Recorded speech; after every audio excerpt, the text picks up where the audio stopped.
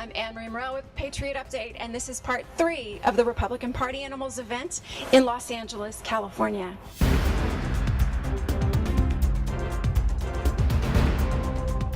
What in the world is going on with liberal Hollywood? Why are they being so mean? Well, it's their nature. But I mean, they're really, I don't know if I've ever heard them this vile. Well, they're desperate. They're desperately defending a failed presidency, and the only way to do it, rather than look at, dissect that the failed policies of this presidency, they attack us. The other side. It's the only thing that will work. You can gauge the desperation by the viciousness of their attacks, and you can also gauge the amount of failure in President Obama's everything he's tried, really, and it's not because the man is dumb or dense.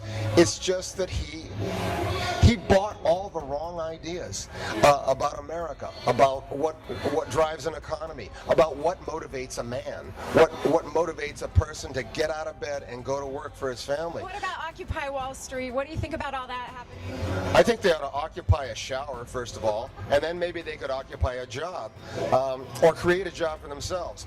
This whole notion of job, where am I going to get a job? Hey, you know what? Get creative and create your own job. Create something, build something, make something. That's the conservative credo. We don't sit around and wait for somebody to feel sorry for us and give us a job. Go get a job, or create a job, or create something. So you can provide jobs for other people. And speaking of jobs, yes. You just wrapped your movie Dust of War. Oh, thank you for mentioning that, Ann-Marie. I'm so excited. Dust of War. Do you have a clip for us, or do we have something that I'll be able to show my Patriot audience? No, I don't. But when am I going to get one? I don't. But it's available on. I think I sent you something. Yeah, but I thought you said I couldn't share it. Oh, you can share it now. Okay. It's common knowledge. All right. In fact, go to Dust of War. No, actually, we're going to cut away right now, and you're going to see Gary Graham's clip from Dust of War.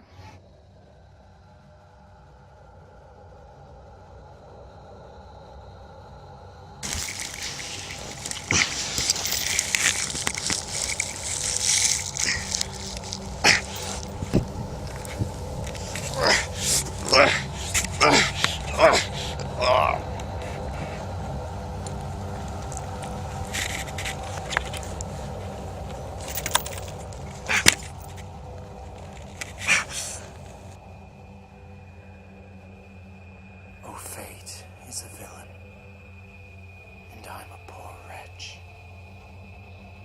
a motherless son, no glee and no aim. My soul is on fire, and all my men slain. Will I live again? Will I be the same? Mother, Father, that war is indeed upon us, and I must leave and fight for humanity. If I don't return, you do me right preparing my belongings under that cottonwood. Your loving son.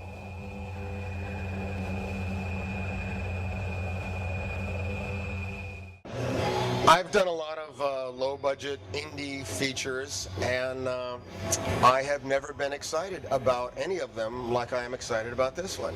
Just the mood of it, just the script, the story, the people I was working with, the way everybody pitched in and just really gave it their all. And I believe in the producers and the writer-director's vision.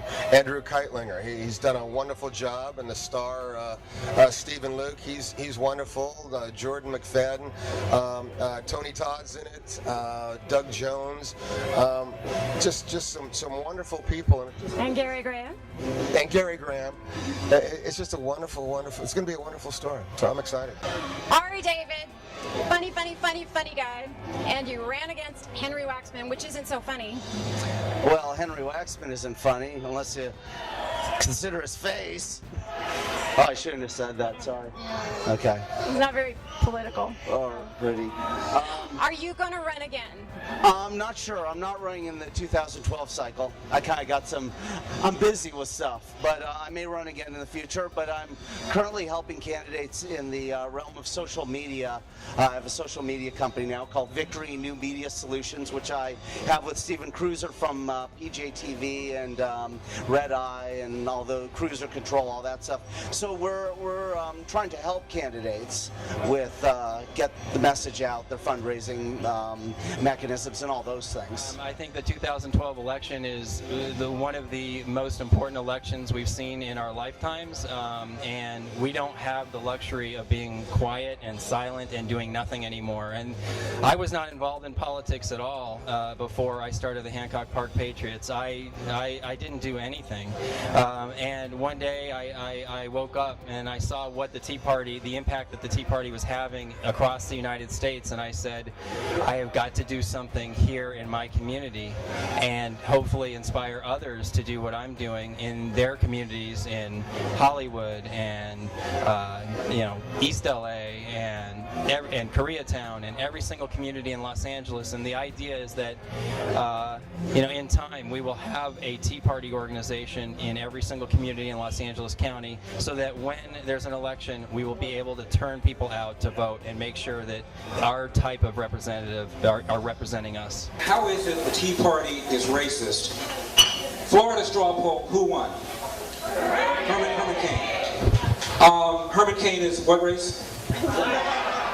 And who was the Tea Party back candidate in the Florida straw poll? Herman Cain. Okay. The black man who ran as a Republican for the House district seat in Florida is Allen West. Who backed Allen West? Tea Party. Black man who ran for Congress, South Carolina. District was what, 80% or so white? Tim Scott. Who backed him? Tea Party. So the Tea Party backs Herman Cain, Allen West, Tim Scott, but they're racist. The Tea Party will do anything necessary to get a black man out of office so that he can be replaced by a black man. It's kind of like the Klan is looking for a new imperial wizard and they draft Al Sharpton. A little unlikely.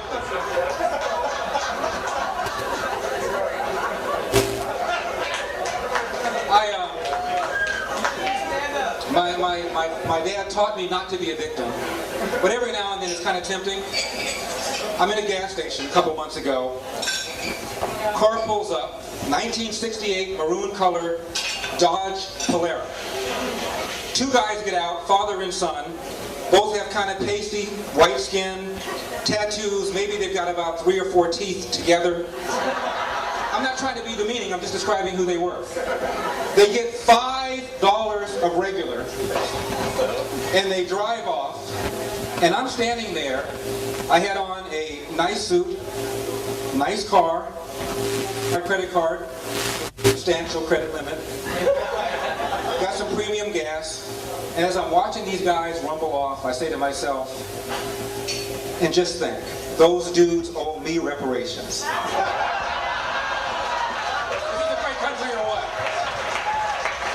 Everybody, work hard, don't assume. It's going to take a long haul. He's going to raise $1 billion. A year from now, the economy's going to be a little bit better. He's going to dump Joe Biden and pick up Hillary for this running mate. Trust me, that's going to happen. So it's going to be difficult. Don't assume anything. Whoever we nominate is going to have flaws, and they're going to be attacked. All right, I am with the sage, Larry Elder. Thank you for stopping.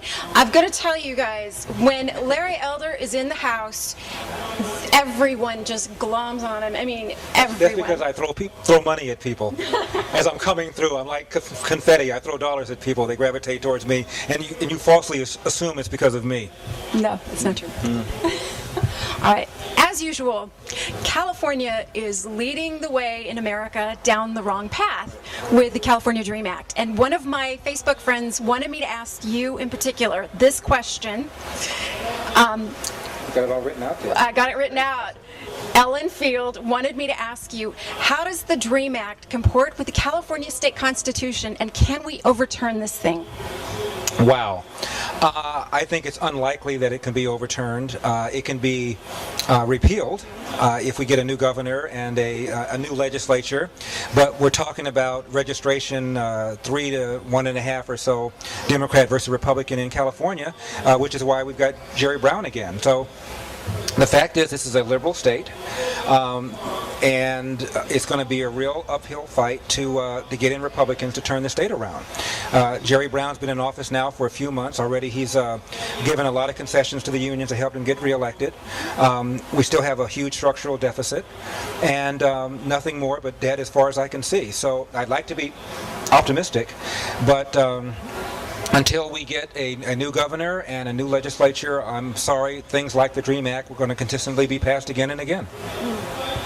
Have I depressed you? I'm sorry. Yeah, it's so depressing, it really is. But I mean, it seriously is, because so many kids can't get into college. It's hard enough for anyone to get into college in California. And now illegal people are able to leapfrog over these kids. Isn't that what you see, or am I wrong? Well, no. I mean, in fact, we've already had a Dream Act in California for several months, in the sense that in-state tuition can be given to illegal aliens. What happened recently is now they're eligible for public scholarships. So it's not fair. It's not fair to indigenous Americans born here.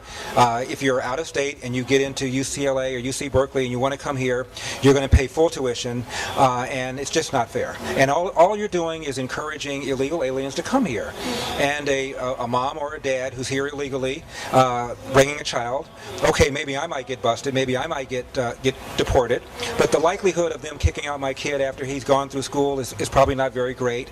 Americans won't want to see families busted up, so we're going to go, and we're going to try, and all you're doing is encouraging it. Yeah. It's rewarding for illegal behavior, and you know, one of the responsibilities of the federal government, one of the few, is to deal with issues of immigration, and the federal government has not done it, which is why so many states like Arizona and Georgia have taken their own actions.